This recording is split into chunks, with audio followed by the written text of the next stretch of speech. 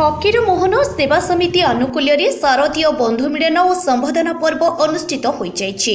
କୋରେଇ block ହଳଦୀଗଡ଼ିଆ ସ୍ଥିତ ଅର୍ଜୁନ ଦାସନଗରଠାରେ ଗତକାଲି ବନ୍ଧୁ ମିଳନ କାର୍ଯ୍ୟକ୍ରମ ଅନୁଷ୍ଠିତ ହୋଇଯାଇଛି।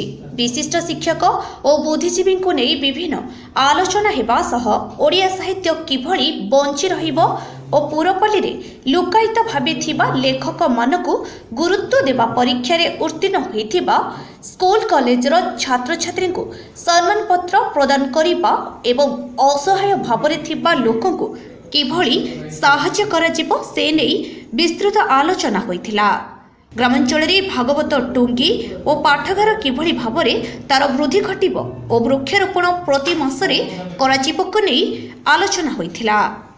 ମଞ୍ଚରେ ସଭାପତିତ୍ୱ ଶ୍ରୀଯୁକ୍ତ ହରି ଦାସ କରିଥିବା ବେଳେ ଧନ୍ୟବାଦ ଅର୍ପଣ ଶ୍ରୀଯୁକ୍ତ ସୁଶୀଲ କୁମାର ମହାନ୍ତି କରିବା ସହ ବହୁ ମାନ୍ୟଗଣ୍ୟ ବ୍ୟକ୍ତି ଓ ସାମ୍ବାଦିକ ବନ୍ଧୁମାନେ ଯୋଗ ଦେଇଥିଲେ। କୋରେଇରୁ ତପନ ମିଶ୍ର ଓ ସଞ୍ଜୟ ନାୟକଙ୍କ ରିପୋର୍ଟ, ସଂସ୍କାର ନ୍ୟୁଜ ଓଡ଼ିଆ।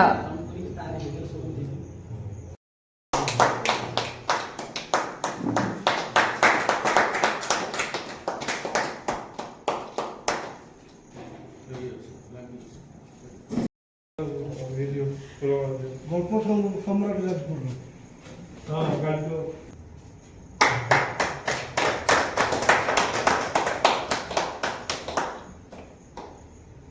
କାର୍ଯ୍ୟକ୍ରମ ଗଲା ଏବଂ ସମ୍ବର୍ଦ୍ଧିତ ମଧ୍ୟ ଆପଣଙ୍କୁ କରାଗଲା।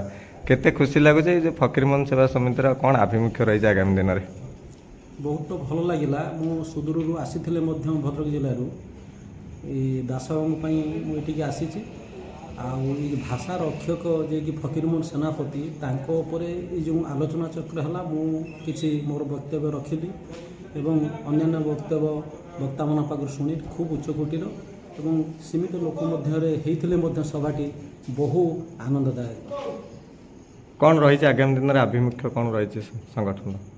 ଆଗାମୀ ଦିନରେ ମୁଁ ଚାହୁଁଛି ଅନୁଷ୍ଠାନଟାକୁ ରେଜିଷ୍ଟ୍ରେସନ୍ କରାହେବା ଦରକାର ଏବଂ ବିଭିନ୍ନ ଉନ୍ନତିମୂଳକ କାର୍ଯ୍ୟରେ ଏ ସମାଜରେ ଯେଉଁମାନେ ଅଛନ୍ତି ତାଙ୍କୁ ମଧ୍ୟ ଏଇଥିରେ ସାମିଲ କରାଗଲେ ଏହି ଅନୁଷ୍ଠାନ ଦୀର୍ଘଜୀବୀ ହେବ। ଧନ୍ୟବାଦ।